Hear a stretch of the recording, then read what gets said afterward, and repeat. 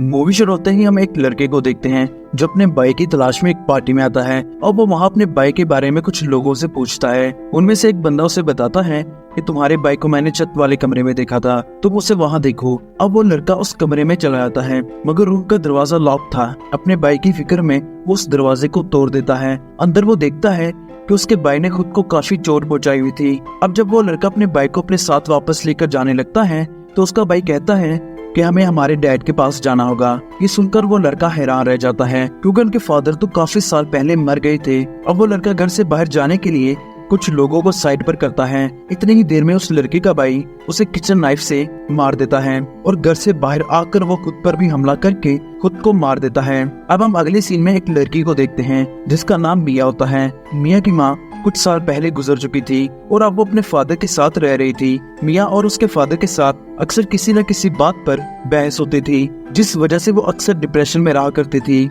यहाँ मिया को उसकी फ्रेंड जेड के बाइक की कॉल आती है। जेड दरअसल अपने बाइक को पिकअप करना भूल गई थी, इसलिए उसके भाई ने मिया को कॉल की थी। वो कहता है कि मैं सड़क किनारे फुटपाथ पर बैठा हूँ, क्या तुम मुझे यहाँ से पिकअप कर सकती हो। थोड़ी देर बाद मिया गाड़ी लेकर जेड के बाइक को पिक कर लेती हैं। घर जाते हुए वो दोनों खूब मजे करते हैं। यहाँ हमें पता चलता है कि जेड के बाइक का नाम रैली होता है। अब घर आकर रैली और मिया जेड पर अपना गुस्सा उतारते हैं। जेड कहती है कि मैं अपने बॉयफ्रेंड से बात कर रही थी, इसलिए मैं रैली को लाना भूल गई थी। जेड का बॉयफ्रेंड दरअसल पहले मिया का बॉयफ्रेंड रह चुका था और अब वो उसका एक्स बॉयफ्रेंड होता है। मिया को जब ये पता चलता है कि वो अपने बॉयफ्रेंड यानी उसके एक्स बॉयफ्रेंड से बात कर रही थी तो उसका मूड खराब हो जाता है अगर वो जेड को ये बात जाहिर नहीं करवाती। अब मिया जेड को एक पार्टी की वीडियो दिखाती है और कहती है कि आज रात ऐसी ही पार्टी होने वाली है, हम वहाँ चलते हैं। अब जब वो उस पार्टी में जाने वाले थे तो राइली भी उसके साथ जाने की जिद करने लगता है और कहता है कि अगर तुम मुझे अपने साथ नहीं लेकर गई तो मैं मॉम को ये बता दूंगा कि तुमने मुझे स्कूल से पिक नहीं किया था। ये सुनकर वो दोनों राइली को अपने साथ उस पार्टी में ले जाते हैं। अब पार्टी में उन्हें एक दोस्त मिलता है जो कहता है कि हम एक हैंड के जरिए एक गेम खेलने वाले हैं, तुम सब भी उस गेम में जरूर पार्टिसिपेट करना। मिया उस गेम में हिस्सा लेने के लिए तैयार हो जाती है। वो सब उसे एक चेयर पर बांधकर उसके सामने एक हाथ का स्टैचू रखकर एक मोमबत्ती को जला देते हैं। मिया का एक फ्रेंड उसे कहता है कि तुम्हें इस स्टैचू से हाथ मिलाकर टॉक टू मी कहना होगा और यही गेम है।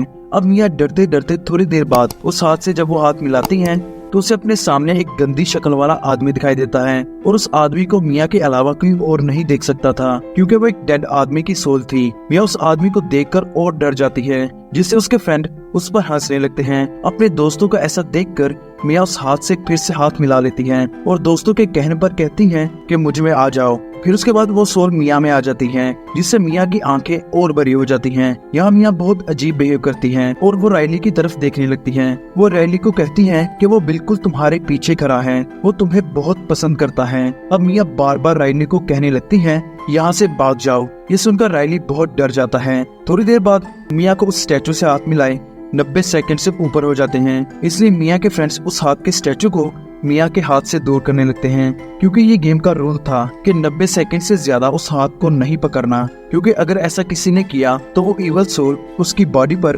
परमानेंटली कब्जा कर लेगी। अब मिया की दोस्त उस हाथ को मिया से अलग करके मोमबत्ती को बुझा देते हैं जिससे मिया दोबारा ठीक हो जाती है। अब रात को मिया राइली के घर रुकने का फैसला करती है। यहाँ राइली पहले अपनी सिस्टर के पास जाता है ताकि वो उसके साथ सो सके, मगर उसकी सिस्टर ये कहकर उसे मना कर देती है कि मैं अपने बॉयफ्रेंड से बात कर रही हूँ। अब राइली दरअसल मिया के अंदर आई सोल की बात सुनकर बहुत परेशान हो गया था और उसे नींद नहीं आ रही थी, इसलिए अब वो मिया के कमरे में चला जाता है। यहाँ राइली मिया से उससे उस गेम के बारे में पूछता है कि तुम्हें उस वक्त क्या फील हो रहा था, जिसके जवाब में मिया कहता है कि मुझे ऐसा लग रहा था कि जैसे मैं अपनी बॉडी में बैक सीट पर बैठी हूँ, यानी मुझे सब सुनाई और दिखाई दे रहा था मगर मैं कुछ कर नहीं पा रही थी क्योंकि मेरी बॉडी किसी और सोल के कब्जे में थी। ये सुनकर थोड़ी देर बाद राइली सो जाता है। मिया उसके हाथ से मोबाइल लेकर उसके चेहरे पर हाथ रखती है तो हम देखते हैं कि वो हाथ किसी डीमन का होता है, यानी मिया के अंदर वो इवल सोल अभी भी मौजूद थी।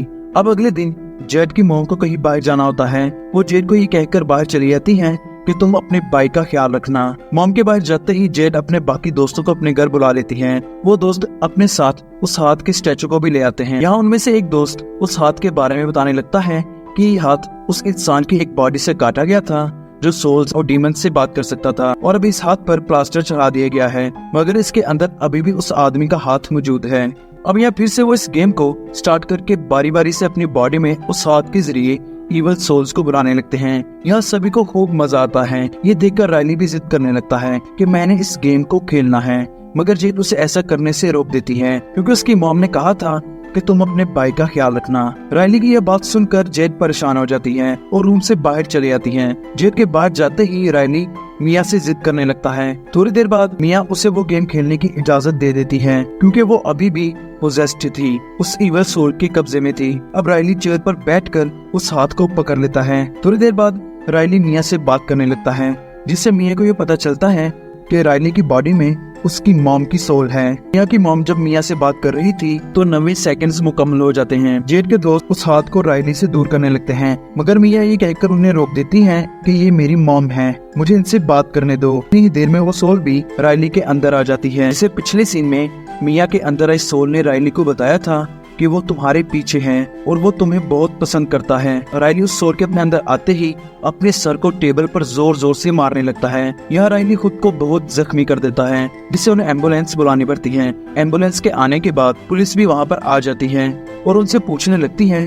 कि रायली को क्या हुआ है। वो सब पुलिस को कोई एक्सक्यूज दे देते हैं। अब अगले सीन में मिया रायली के पास हॉस्पिटल में चली जाती हैं ताकि वो देख सके कि रायली ठीक है या नहीं, मगर रायली के मॉम उसके वार्ड से बाहर आकर उसे रायली के वार्ड में जाने से मना कर देती है और उसे ये कहती हैं कि तुम यहाँ से चली जाओ, क्योंकि मिया ने ही रायली को वो गेम खेलने की इजाजत दी थी। यहाँ रायली उनसे सॉरी कहती है, मगर अब जेड भी उसकी बात नहीं सुनती। यहाँ मिया बहुत सैड हो जाती है और वो वहाँ से चली जाती है। अब वो जेड के बॉयफ्रेंड के साथ अपने घर जाने लगती है। यहाँ वो जेड के बॉयफ्रेंड को कहती है कि आज रात मैं अपने घर अकेले नहीं जा सकती, इसलिए तुम मुझे अपने साथ आज रहने दो। वो दोनों इस बात पर एग्री कर लेते हैं। अब रात को मिया को एक नाइटमेयर आता है। उस नाइटमेयर में मिया की हालत बहुत खराब होती है, इसलिए वो डर कर उठ जाती है। उठते ही मिया अपने सामने एक और सोल को देखती है जिसकी हालत और ज्यादा खराब थी। वो इवल सोल जेड के बॉयफ्रेंड के पास आती है और उसका पाँव खाने लगती है। मिया ये देखकर जेड के बॉयफ्रेंड को जगाने की कोशिश करती है क्योंकि वो उस इवल सोल से डर रही थी और उस इवल सोल से वो जेड के बॉयफ्रेंड को बचाना चाहती थी। थोड़ी देर बाद जेड का बॉयफ्रेंड उठ जाता है और उठते ही वो देखता है कि उसके पाँव को असल में कोई और नहीं बल्कि मिया ही खा रही थी, जिसका मतलब ये था कि मिया की बॉडी पर उस इवल सोल ने मुकम्मल तौर पर कब्जा कर लिया है। दूसरी तरफ रायली की मॉम रायली को नहला रही थी। जेड रायली के पास आकर बैठती हैं। इतनी ही देर में रायली जेड के हाथ पर काट लेता है और नीचे गिरकर फिर से खुद को जख्मी करने लगता है। ये दरअसल रायली के अंदर वो इवल सोल कर रही थी। अब अगले सीन में हम देखते हैं कि मिया अकेली बैठकर बहुत पछता रही थी। वो अपनी मदर से बात करने का सोचती है, इसलिए वो फिर से उस हाथ वाले स्टैचू पकड़ कर उसका इस्तेमाल करने लगती है और अपनी मदर को बुलवा कर उससे बात करने लगती है। मिया की मदर उसे कहती है कि जेड का भाई रायली अब इस दुनिया में नहीं है, बल्कि वो उस दुनिया में है जहाँ पर इंसानों के मरने के बाद उनकी सोल्स चली जाती हैं। वहाँ इवल सोल्स उसे बहुत तंग कर रही हैं, इसलिए तुम रायली को मार दो ताकि वो सुकून हासिल कर सके। अब अगले सीन में मिया अपने दोस्तों से मिलती है और उनसे कहती है कि जब रायली ने अपने अंदर उस सोल्स को बुलवाया था तो हम मोमबत्ती बुझाना भूल गए थे, इसलिए मुझे लगता है कि यही वजह है कि वो इवल सोल अभी भी रायली की बॉडी में है। मिया की बात पर वो सब एग्री करते हैं और रायली को बचाने के लिए हॉस्पिटल चले जाते हैं। यहाँ मिया रायली के हाथ में उस हाथ को रखती है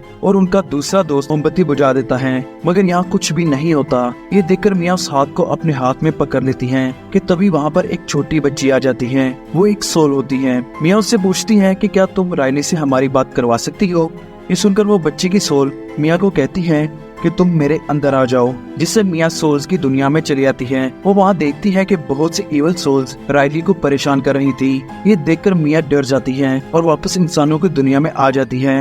फिर उसके बाद मिया हॉस्पिटल से घर आ जाती है। यहाँ मिया का फादर मिया से उसकी मदर के बारे में बात करने लगता है, जिससे मिया इमोशनल हो जाती है। यहाँ मिया को उसकी मदर दिखाई देती है, जिससे वो अपने रूम में जाकर बात करने लगती है। तभी मिया के रूम का दरवाजा नॉक होने लगता है। दरवाजा खुलते ही मिया का फादर एक डीमन के रूप में मिया पर हमला कर देता है। दरअसल वो कोई डीमन नहीं होता, बल्कि वो बस मिया का वहम होता है, जो उसके अंदर मौजूद वो इवल सोल उसे दिखा रही थी। मिया के चिल्लाने की आवाज सुनकर मिया के फादर उसके रूम में आ जाते हैं और मिया को लगता है कि ये वही डीमन है, इसलिए मिया अपने फादर पर हमला करके उसे मार देती है। यहाँ मिया पूरी तरह उस सोल के कंट्रोल में आ गई थी। वो जेड को कॉल लगाकर कहती है कि मैं बहुत बीमार हूँ, तुम जल्दी से मेरे पास आ जाओ। जेड जो कि रैली के पास थी वो अपने बाइक को अकेला छोड़कर मिया के घर चली आती है। ये सब मिया हॉस्पिटल की पार्किंग से देख रही थी। वो जेड के जाते ही हॉस्पिटल में जाकर राइली को एक व्हील चेयर पर बिठाकर रोड पर चली जाती हैं। अब जेड मिया के घर पहुंचकर अंदर चली जाती हैं। वो अंदर जाते ही देखकर डर जाती हैं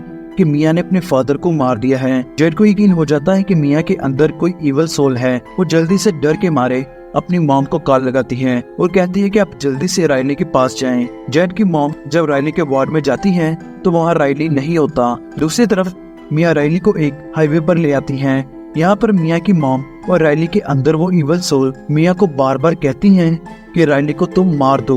वो इवल सोल्स यहाँ राइली को मारने के लिए मिया को मजबूर कर देते हैं, मगर मिया राइली को मारने की बजाय खुद पर एक चलती कार के आगे जंप लगा देती है। थोड़ी देर बाद मिया को होश आ जाता है और वो वहाँ से उठकर हॉस्पिटल चली जाती है। हॉस्पिटल में वो खुद को एक मिरर में देखती है, मगर उसके सामने कुछ भी नहीं होता। यहाँ पर उसे अपने फादर भी नजर आते हैं, मगर वो उसकी बात नहीं सुनते। थोड़ी देर बाद मिया को ये एहसास होने लगता है कि वो इंसानों की दुनिया में नहीं है, बल्कि वो सोल्स की दुनिया में है। जिसका मतलब ये था कि जब मिया ने उस कार के सामने जंप लगाया था तो तब वो मर गई थी। और सोल्स की अंधेरी दुनिया में मिया को एक मोमबत्ती की रोशनी दिखाई देती है। पास जाने पर वो देखती है कि उस मोमबत्ती के ऊपर किसी इंसान का हाथ है। मिया उस हाथ को पकड़ लेती है, मगर हाथ पकड़ते ही वो देखती है कि अब उसकी सोल इंसानों की दुनिया में है और उसके सामने बैठा इंसान मिया को कहता है कि तुम मेरे अंदर आ जाओ। यानी अब वो हाथ का स्टेचू और लोगों को अपना शिकार बनाएगा। और दोस्तों, इसी के साथ ये मूवी वहीं पर खत्म हो जाती है।